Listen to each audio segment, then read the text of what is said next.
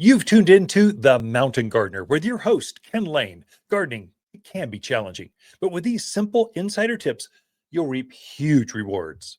Now, let's tune into today's Mountain Gardener with Ken and Lisa. The echinacea have been stunning this last summer through autumn, and they continue to look fantastic. Now, echinacea or cone flower is another name that just say your grandparents called it. Right now, its echinacea has expanded to be so many colors and varieties. They're all a tall perennial. It's just shy of knee high. Got a big flower on it, about the size of a baseball, maybe a little bit smaller than that. This big cone-shaped center to it with petals that come out from there, and they're very bright. They're happy being a wildflower here. They actually spread, will kind of spill down a hillway, and they're good in that animals like javelina and deer and rabbits. They don't eat those. And so it's one of those truly wildflowers that have found ways to defensively keep the animals off of them so they can reseed. Now, for my echinaceas, I'm leaving the seed heads right now and letting them go fully into seed. So I've been deadheading or pinching off the spent flowers so they'll rebloom. They'll just continually bloom for months if you do that. But right now, because I want to help out my feathered friends that are migrating through, are going to spend the winter in my backyard, I'm letting them form a seed and I'll keep them there. I'll leave them upright, even though they'll turn a little brown by November or so. They'll start to go, when the freezes have got them to where they look brown or straw colored. They won't be in flower, but you'll see where the flower was, and it'll be this tan colored with a dark center to it. They're actually quite striking, even when they're hibernating underground. So the plant itself, a perennial, truly by definition, the roots will hang out underground and will rest. They'll come back bigger and better from that mother plant. That same plant will come back.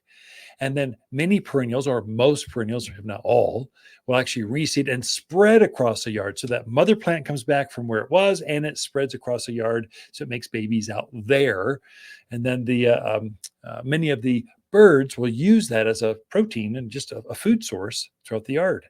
And so kind of the advice I can give you now is let your flowers go to seed at this point through October and keep them up out there as best you can until you really have to cut them back because they're bothering you, or the snows come and just get them all leaning over and they look kind of mangy looking. That's my cue.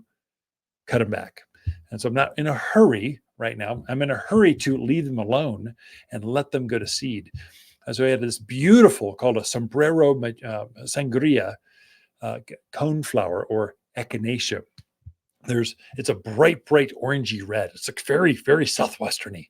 So this beautiful seed head in the center of it with these long petals that come down off of that. We've got yellows and whites. We've even got a green, a pure green. It kind of comes out green and then it fades to this beautiful purple color. So echinacea is fascinating flower, perennial for here. If you're from California or these more deserty places, you couldn't really grow coneflower very well there. But here, they're almost like a weed. They're just too easy to grow. And that's how you care for them in your backyard. And so it's a good time to plant those, accessorize, add some color in your backyard. You're plenty of planting season left.